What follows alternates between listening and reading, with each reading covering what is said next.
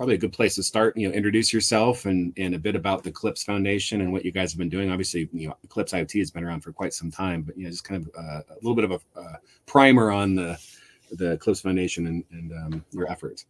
Absolutely. So I'm Frédéric Desbiens, or Fred, and I'm the program manager for IoT and edge computing at the Eclipse Foundation. And essentially, this means I have two jobs. One is to keep an eye on the 50+ open source projects we have in the space. Some of them are very small libraries. Some of them are, complete edge computing platforms, and everything in the middle.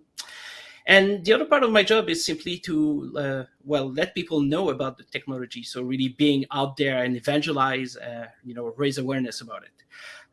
As you know, the Eclipse Foundation has been around for a while. We've been created in 2004 as the vendor-neutral home for the Eclipse IDE at the time. But since then, we diversified a lot. So if you hate the IDE, that's fine with me. We have 400+ other projects, that you can pick at Eclipse. Well, that's just like Linux Foundation only does Linux, right? I mean, that's absolutely, yeah. But, nothing else. It's in the name, right? Yeah.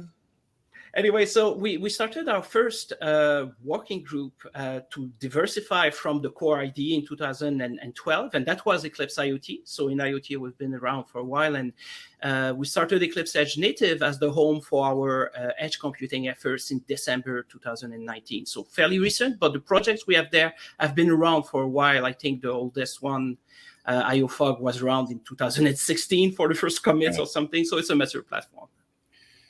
Now is Eclipse IoT, or Edge Native Working Group, part of Eclipse IoT, the broader umbrella, for those listening? They are distinct working groups, because really the way we operate at Eclipse is that we have a complete decoupling between our open source projects and our, our communities. So open source projects are really, you have a project lead, you have a committer, and they do whatever they want inside the Eclipse development process. So we keep an eye on that. But on the other hand, we have this working group concept, and the IoT working group was the home for everything IoT for a while, and edge computing emerged at some point in there.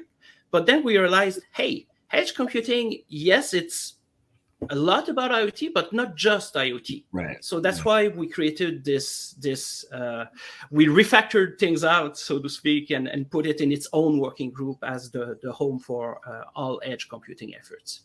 Yeah, that makes sense for sure. And so of course, we're talking about Eve and just value of open source in general today, and quick primer on LF Edge. So Linux Foundation, obviously very similar in terms of goals as Eclipse. We've talked about this before. I don't want to typecast, but one way to some people say, oh, it's completely overlap functionality, or cats and dogs playing together, or whatever, but. But really, ultimately, it's about building communities and seeing, the cream rises to the top, and kind of helping to drive, more value across the board, more interoperability, et cetera. But, we've talked about it before, but kind of fair to say that to some degree, Eclipse has been rooted in underlying tools and a lot of kind of the embedded world for, kind of the history, but expanding, more and more up into data stacks. And, we'll talk about some of that when we talk about the projects. Whereas, Linux Foundation historically has been kind of more on the application IT world, and kind of coming down with the onset of Edge and of course, IoT. And there's a big opportunity as these two tracks converge. Is kind of a fair way to look at it at a high level? Yes, absolutely, and certainly our developer focus, never wavered, or when you consider the full history of the Eclipse Foundation, and then edge computing is interesting because it's both about infrastructure, getting the right nodes in the right physical places, and at the same time it's pretty much about applications. So it's only normal that we meet in the middle and then that we collaborate, because I don't think there's a single stop shop in this business, right? And so we've got a number of projects, you've got a number of projects, and that's why we started to work together and even exchange memberships. So LF Edge is member of my working group, and we are proud members of LF Edge along with the rest of the community.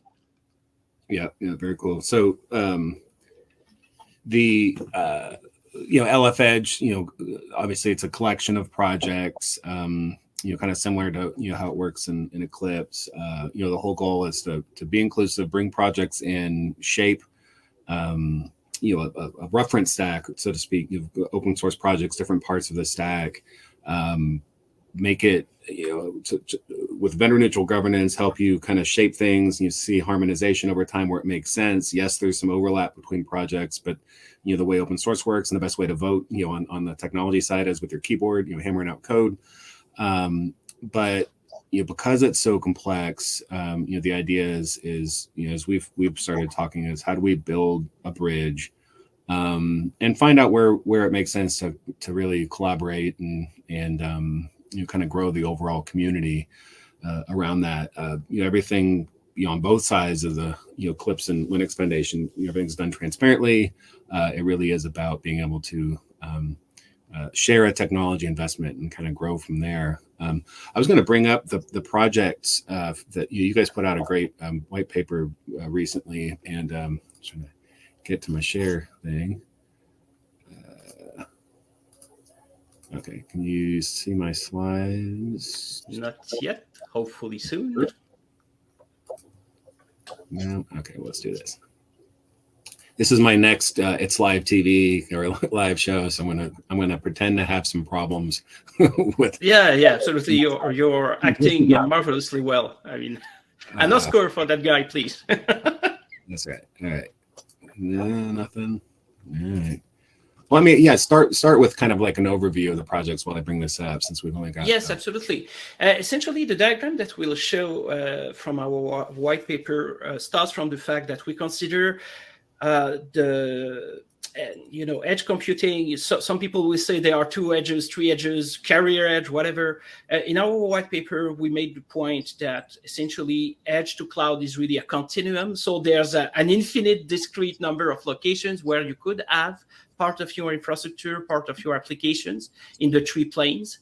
And essentially, starting from there, we decided to have this little matrix where you see the edge to cloud continuum as the one of the axes.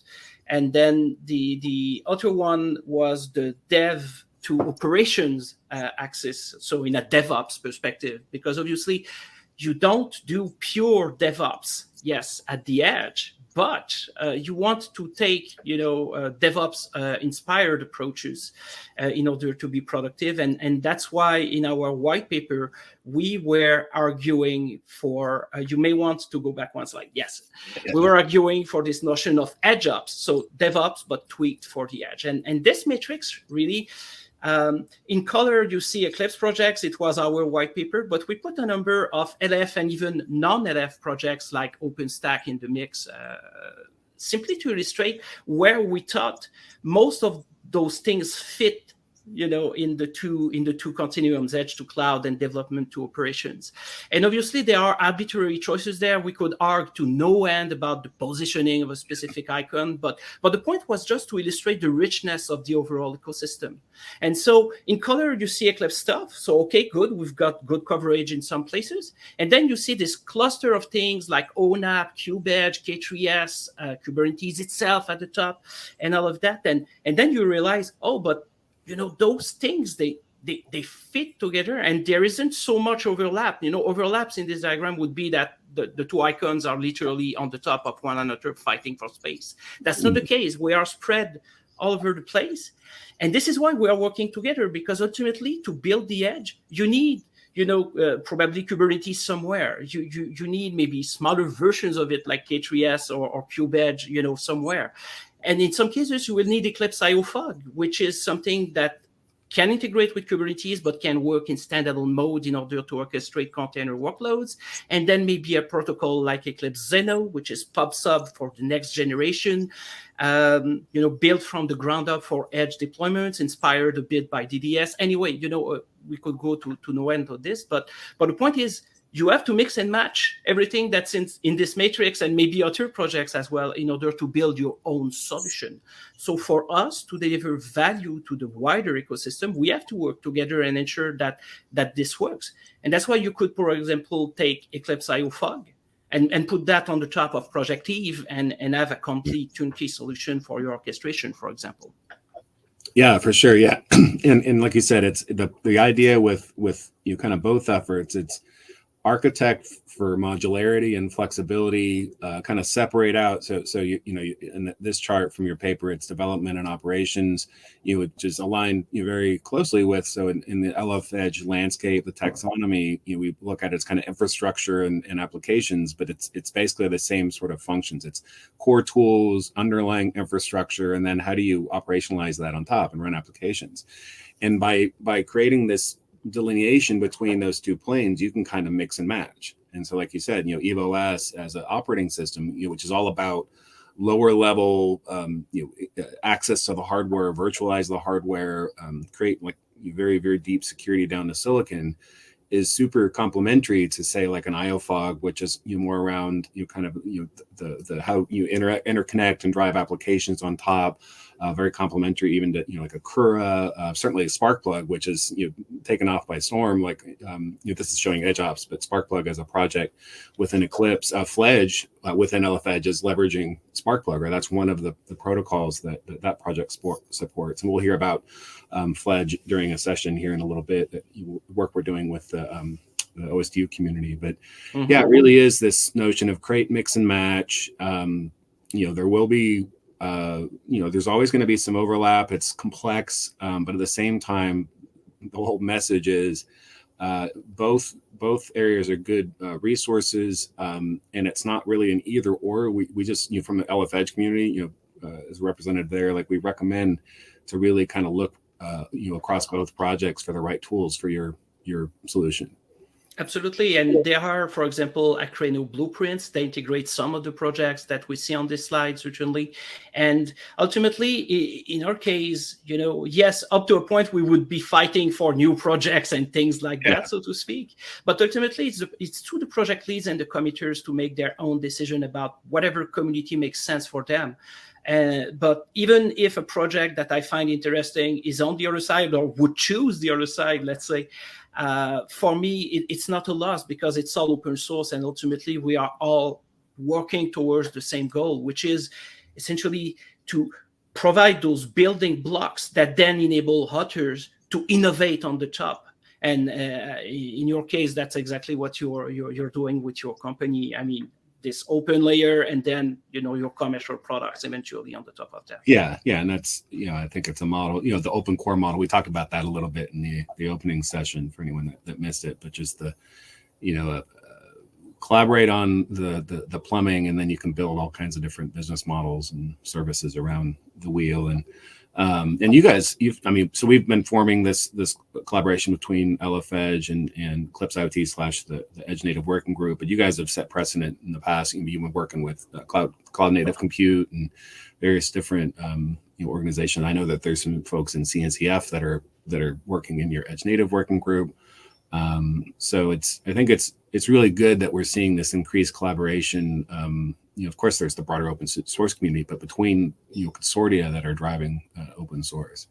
Yes, and even at a personal level, one of the funniest time I had in my life was when I was in Berlin after an industry event, and I was in a bar in a hotel with Jim Zemlin on one side, Mike Milinkovic on the other side, drinking whiskey and hearing stories from those two incredible gentlemen. Yeah, for those of you who don't know, they're the executive directors of both of the foundations. Yeah, that's good. Yeah, and so I think that the case in point. So I know that at a high level, Eclipse Foundation, Linux Foundation have been looking at how can we collaborate more.